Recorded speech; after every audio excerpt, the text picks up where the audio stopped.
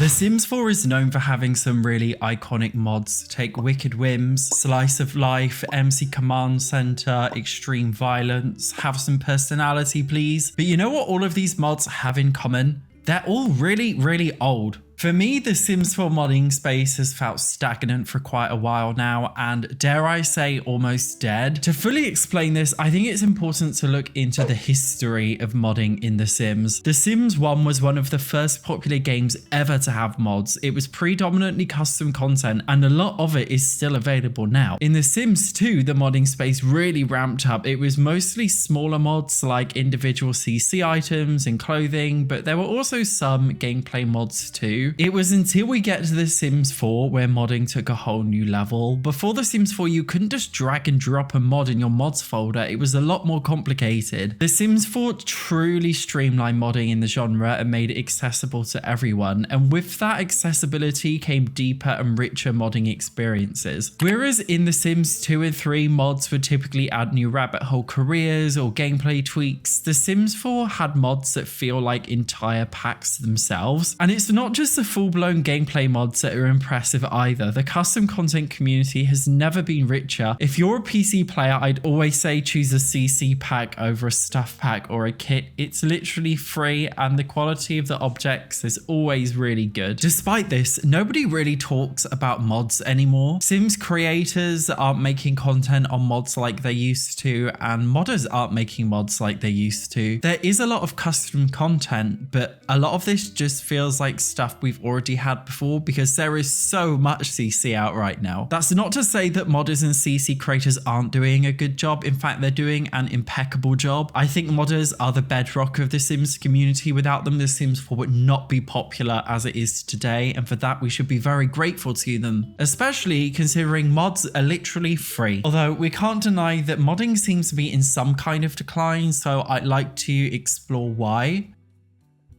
The first and maybe biggest issue I'd like to talk about is just how inaccessible Sims 4 mods are. Where do you actually go to get Sims 4 mods? You might have a look on somebody's Tumblr, and then, you know, with Tumblr, it's almost like Pinterest. You just get sent to a new link, which sends you to a new link, which sends you to a new link on a different website, and it's confusing and it's too much. You have to create logins for all of these websites in order to see what's on there. Then you get sent to a site like the Sims Resource, where it makes you wait like 10-15 seconds because they're trying to force you to pay for their premium. Some modders use Patreon, but you've got to sort through the free tier because some of them lock it behind a paywall, whereas others don't. Some of them have their own individual independent websites. Some of their websites will link to their Patreon, others will link to their CurseForge. Some people don't want to use CurseForge for The Sims 4. Some of the mods, particularly the adult mods, are hidden behind dodgy adfly links that you don't really want to click on.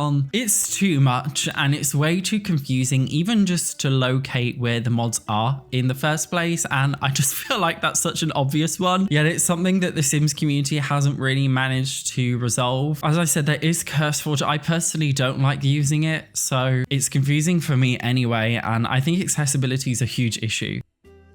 Most Sims 4 modders are chilled, very nice, normal people. I'm friends with a few of them, but there have been some issues. A few months ago, there was a really disgusting mod called DEI Remover that changed black Sims to white, and it removed LGBT among many other things. When I was researching the mod for this video, I was honestly shocked at how many vile comments there were actually supporting the existence of this mod. It's really sad to think that people can be so cruel and unaccepting to even think of creating or downloading a mod like that. And it's not the first time a controversial mod has existed. I made a whole video once speaking about banned and illegal Sims 4 mods, so I will link to that in the description here if you'd like to see it. But there have been some pretty horrible dark mods out there. Another big issue relating to modder integrity is theft. This is mostly in the case of custom content where a CC creator will steal a mesh mesh off another CC creator, either straight up just re-uploading it or they will very slightly change it. And many of these thieves will even paywall this custom content that they've stolen behind a premium Patreon or something along those lines. And just to confirm, it's totally normal for CC creators and modders to lock their content behind a temporary paywall on Patreon, an early access if you like, so they can financially support their mods, but they do always get released to the public for free. But when there are equally people permanently paywalling content, particularly stolen content, that's when trust in certain modders becomes rocky. The worst situation that came out about this, I believe it was 2022 off the top of my head, where even EA had to update their policy on paywalling mods and CC for The Sims 4. And I even remember a case where a certain select group of modders were even sharing and disclosing information about their Patreon members to each other in order to try and catch out people sharing the premium mods, which is obviously a huge data protection issue. It was just an absolute mess. And it's not just personal modder integrity, it's also the integrity of modding sites. Every now and then there are virus attacks. I know there was a couple of times where it's happened on Mod The Sims and also The Sims File Share, both which are really popular and very well trusted for Sims mods. And I think these kinds of attacks do make Simmers feel really, really cautious about using these sites, and rightfully so. There are safer options. I would say that Patreon is a safer option, but it's also very confusing to navigate between free and paid tiers. And there's also the cash grabby mess that is the Sims resource. I truly hate the Sims resource. And the only officially supported mod loader for The Sims 4 is CurseForge, which is unfortunately funding the IDF, which is why I don't use it, and I know a lot of other people don't too. To reiterate, the majority of modders and modding websites are perfectly safe, and the people are nice, and they definitely get way too much hate than what they deserve. But I think there is an issue with integrity, and Simmers have lost a little bit of trust. But I would say this is more so with custom content rather than gameplay mods.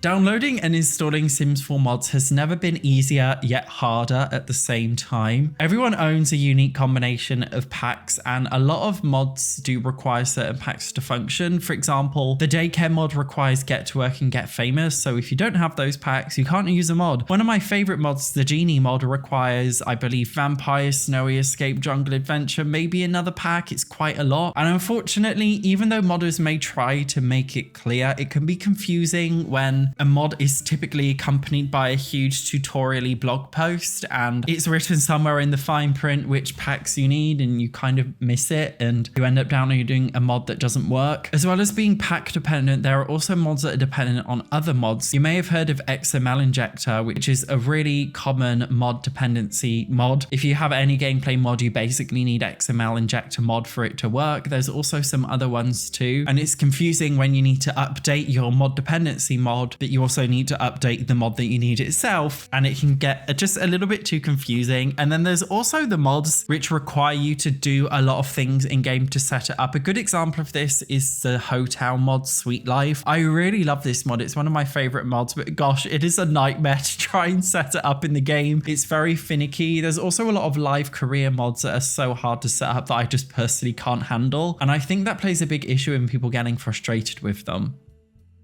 The Sims 4 is a very broken game. Of course, the sky is blue. So as a result, they're constantly having to update it. And every time they update it, your mods will break. And it's very, very difficult to keep up with these updates, especially when they're so frequent. Because what often happens is there will be a Sims 4 patch update that will change everything. But then the patch update needs a patch update. So then they'll do another hotfix and then mods will break again. It's this endless cycle of just re-downloading your mods. And sometimes even custom content like hairs and clothing need updating. Imagine having hundreds of hair meshes and trying to work out which one is broken. It's hell. Trying to keep up with Sims 4 updates is honestly exhausting for both Simmers and modders. In fact, many modders have even been bullied, harassed, and even doxed because Simmers have been so impatient to receive updates for their mods. And it's for the toxicity of the Sims community why many mod creators have just given up and they've abandoned their mods, which is a shame. If you're a long-term viewer of my channel, you'll you'll know I don't really like the Sims community, and this is one of those reasons why. So many incredible mods no longer work. I think a great example is the Slice of Life mod. That mod was one of the best mods of all time, and it just kind of got abandoned and it broke down, which is such a shame. So many great mods have just been lost to time, unfortunately. Some have been revived. For example, the Aspirations Reworks mod has been revived as it was taken over by somebody else, which is fantastic. I think it's great when modders take over abandoned mods from other creators when they can see that it's actually a really cool idea. But a lot of the iconic mods from back in the day are unfortunately lost. And despite this, newer, exciting mods are not necessarily being made to replace them.